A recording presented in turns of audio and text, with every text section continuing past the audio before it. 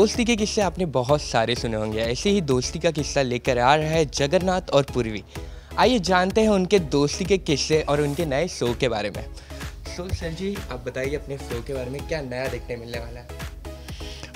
अब ये नया तो इस नाम से ही पता चल रहा है कि जगन्नाथ मिश्रा और पूर्वी की दोस्ती। जगन्नाथ मिश्रा 70s में हैं अपने, और पूर्वी होगी अपने 20s में। तो आप देखिए जीवन में आपको ये कितनी अलग और इनकॉन्ग्रुअस सी बात है ना। तो ये अनोखी दोस्ती है, और ये इस अनोखी दोस्ती के बारे में ये शो है। और इसके अलावा ये शो है ओल्ड कपल के बारे में, जो दोनों रिटायर्ड हैं और घर में चिक चिक करने का तीसरा कोई कैरेक्टर नहीं होता, तो आपस में चिक चिक करते रहते हैं, छोटी छोटी बात पे लड़ते हैं, फिर मान जाते हैं, फिर कहते हैं तो चलता ही रहता है, झगड़ा हुआ था कल रात को, इस पे अब उसकी क्या बात करनी है। तो इस तरह का जैसा हमारा जीवन है उसी तरह का ये शो है, और ये इसकी कमाल की क्वालिटी है, विशेषता और यूएसपी यही है। जी, आप क्या कहना चाहेंगे? I think like Sir said, the show is about this generation gap only जो आ जाता है with every passing generation, and how this old uncle and this young girl, they meet each other, and through their ways of life they learn so much from each other. If you talk in Hindi. धीरे-धीरे आ जा उसमें, बोलते हिंदी में आ जा। तो भाषा ऐसे ही है, अब हिंदुस्तान की आज की भाषा यही है। तो जैसा सर ने कहा, तो ये स्टोरी है एक ओल्ड अंकल और एक यंग गर्ल की, और वो कैसे एक दूसरे के लाइफ आने दो ना बेटा, कैसे वो एक दूसरे के जीवन में आते हैं, और वो कैसे एक दूसरे के लाइफ से बहुत कुछ लर्न करते हैं। तो हर जनरेशन के अपने ओपिनियंस होते हैं, कोई भी गलत नहीं होता, पर उनका अप्रोच ऑफ लाइफ अलग होता है। So how these two people come together, and वो एक दूसरे वो ये रियलाइज़ करते हैं कि जो भी एक दूसरा चाह रहा है वो गलत नहीं है, बस उनका अप्रोच अलग है, एंड कैसे वो लर्न करते हैं कि दोनों अप्रोचेस सही है। Old uncle picks up something from the girl, and the girl picks up something from the uncle. I think sir can phrase it better. इसमें थोड़ी सी बात इनके जो कह रहे हैं, जो बड़ी इंपॉर्टेंट बात है, एक्चुअली यंगर जनरेशन और ओल्ड जनरेशन के अंदर लगातार एक गैप क्यों रहता है? क्योंकि बहुत सारी बातें एक दूसरे के साथ शेयर नहीं होती। बच्चे अपने माँ बाप के साथ बहुत सारी बातें शेयर नहीं करते, माँ बाप भी शेयर नहीं करते। तो वो जो, क्योंकि हमारा पूरा सामाजिक ढांचा इस तरह का है, बहुत अंडर द कारपेट वाला, चीज़ों को, इश्यूज़ को अंडर द कारपेट छुपाने की आदत है। जो घर का कचरा है वो कारपेट के नीचे डाल दो। वो एक बहुत बड़ा, शायद एक बड़ा इंटरेस्टिंग सा एक इसके अंदर हमारे पर्टिकुलर इस शो की एक विशेषता है कि एक बच्ची को लेकर आए हैं, और उसके थ्रू वो बातें जो शायद बच्चे करना चाहते हैं या बच्चों से माँ बाप कर नहीं पाते, या जो उन दोनों के बीच में गैप रह जाता है, वो गैप को फिल करने की कोशिश, उन टैबू हुए जो हमारे इश्यूज़ हैं उन पर बातचीत हो जाती है उसके थ्रू। तो इन ए वे बच्चे के थ्रू बड़ा भी समझ रहा है कि सवाल तो सही है इसके, और इसका जो अदर वे राउंड, एग्जैक्टली, कि ये जो कह रहे हैं यस इज मेकिंग सेंस। वो कि हमारे दुश्मन नहीं है, हम ये मान के ना चले कि हमारा तो गैप है और ये तो हमारी सुनते ही नहीं है। ये कमाल की एक बात है जो कोशिश की गई है इस सीरियल में, एक स्पेशल जो इसका यूएसपी बनता है।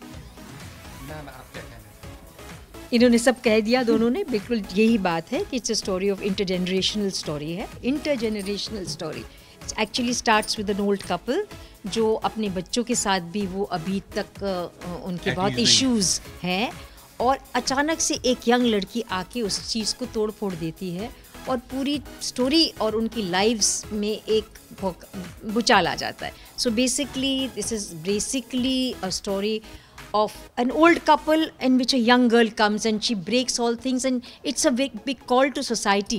सोसाइटी, समाज के लिए एक कॉल है कि आप देखिए कि किस तरह से हम लोग अपने माँ बाप को ट्रीट करते हैं, और माँ बाप भी देखते हैं कि यार हम लोगों ने गलती कर दी।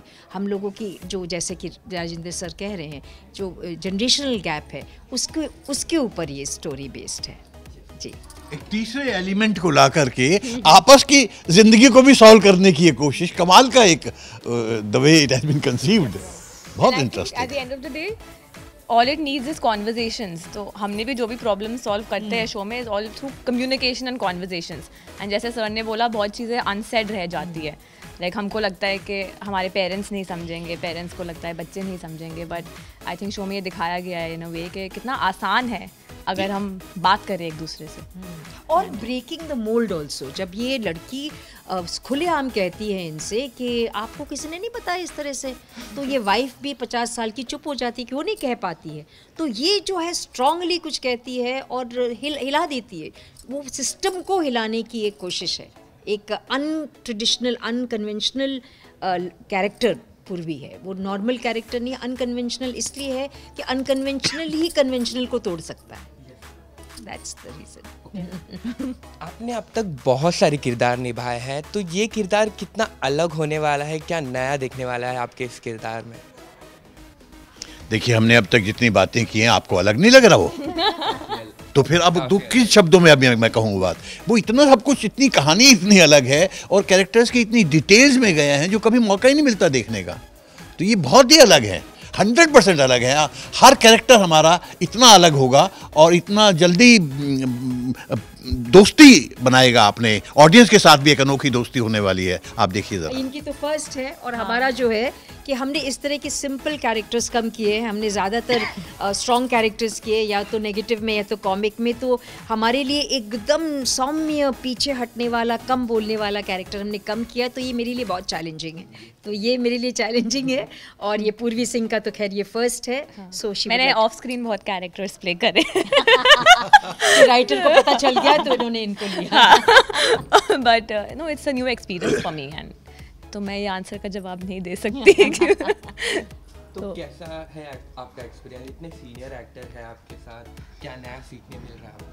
बहुत कुछ। I think it's a privilege to be working with Rajendra sir and Sushmita ma'am every day on set. मतलब मैं बस देखती हूँ कि परफॉर्म कैसे करते हैं दोनों, ऑन मॉनिटर, इनका प्रोसेस क्या है, and then there is so much to pick up from them.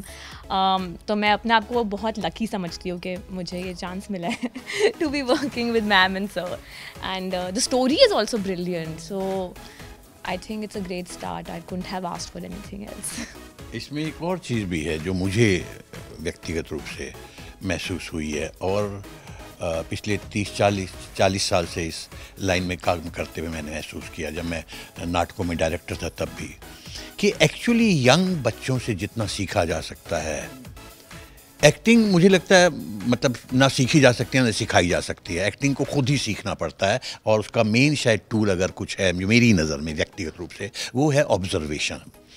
मैं तब भी, मुझे याद आ रहा है सुष्मिता, थिएटर में डायरेक्ट करते करते कभी कभी बिल्कुल नए लोगों को ले लिया जाता था बड़े इंपॉर्टेंट रोल के अंदर। मुझे याद है एक प्ले के अंदर, शायद भोपाल में अंतरंग, उसमें रंगमंडल में डायरेक्ट कर रहा था, एक बिल्कुल नई लड़की को लिया, और मुझे याद है मैं दूसरे एक्टर्स को डायरेक्ट करते हुए, इसको देखो यार क्या कर रहे हो तुम, देखो इस बच्ची को क्या कर रही है ये।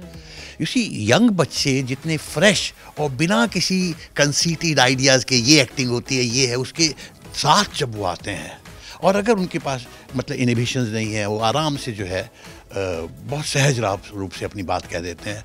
मुझे मतलब आज इनके साथ काम करते हुए बच्ची के साथ पिछले इतने महीनों में मैं महसूस करता हूँ ये क्या कर रही है, इसको देखना तू।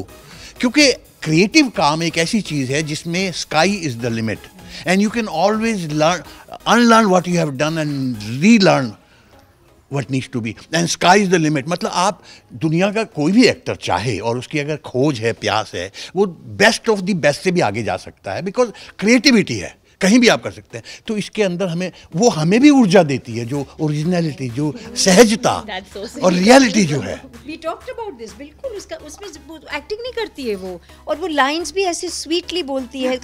कभी हम लोगों को बहुत सारे लाइंस में क्योंकि हम लोगों के पास लगेज है, बैगेज है बहुत सालों का, ये इसके पास कोई बैगेज नहीं है, तो इस बहुत सहज से करती है। बिल्कुल राइट, करते रहते हैं अपनी एक्टिंग को कहीं ना कहीं, मगर जब ये आता है वो हमें भी रिफ्रेश करता है, और हम कहेंगे थू touch wood.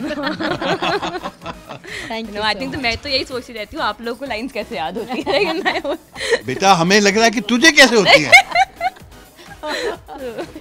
Thank you. Question sir, आपसे जानना चाहेंगे, अब तक आपने काफ़ी कॉमेडी सीन्स किए हैं, ये काफ़ी इंटेंस सीन है, तो इसमें मतलब आपसे जानना चाहेंगे कितना हार्ड पड़ता है, इंटेंस हार्ड पड़ता है या कॉमेडी हार्ड पड़ता है ज़्यादा परफॉर्म करने में? देखिए, एक्टर होता है, उसके लिए ना कोई हार्ड है ना कोई आसान है। आसान कुछ भी नहीं है, मगर ये भी है कि मुश्किल भी कुछ नहीं है, अगर आप दिल से ईमानदारी से उसको एंजॉय करते हैं और करने की कोशिश आपकी लगातार रह रही है, और अपने आप को भी एक तीसरी आंख से आप देख पा रहे हैं कि आप क्या कर रहे हैं और कैसे उसको और बेहतर किया जाए, और को एक्टर्स के साथ एक पूरी तरह से तालमेल बिठाया जाए कि एक्चुअली इट इज़ हैपनिंग। तो इसमें कॉमेडी को उसको ये इस तरह से खानों में बांटना मुझे नहीं आता, और ना कुछ अलग होता है। मैंने जितना सीरियस काम किया है उतना ही कॉमेडी भी की है, जितनी कॉमेडी की है उतना सीरियस, और इसके अंदर तो कहीं कहीं बहुत ही कॉमेडी भी है। बिल्कुल, बहुत और परत दर परत है। अदरवाइज सी इमोशंस को दिखाने का भी इसके अंदर मतलब ज़मीन से आसमान तक का चांस है। तो पूर्वी नहीं, मैंने तो एक ही करा है अभी तो कर रही हूँ। लाइक सर सेड, इसमें कॉमेडी भी है, इमोशनल भी है, तो I think the best part about daily soap is आपको इतने इमोशंस लिव करने का मौका मिलता है एवरी डे। सो लास्टली आप फैंस को क्या मैसेज देना चाहेंगे? मैसेज ये है कि इस शो को देखिए, और अगर आपको कुछ ठीक लगता है तो वो सीखिए और जीवन में अपने उसको धारण कीजिए। हमारे कहने से नहीं, देखिए और क्या महसूस करते हैं उस पर विश्वास कीजिए। Copy to all. Yes, control C control V. Yes. पूरी फर्स्ट टाइम है, आप क्या कहना चाहेंगे? Same, please watch it and I hope you love us. हमारे साथ आप एक दोस्ती अनोखी डेवलप करो and yeah we are very excited and I hope you are too. Same, copy to all. Thank you so much. So much, sir. Thank you for your time.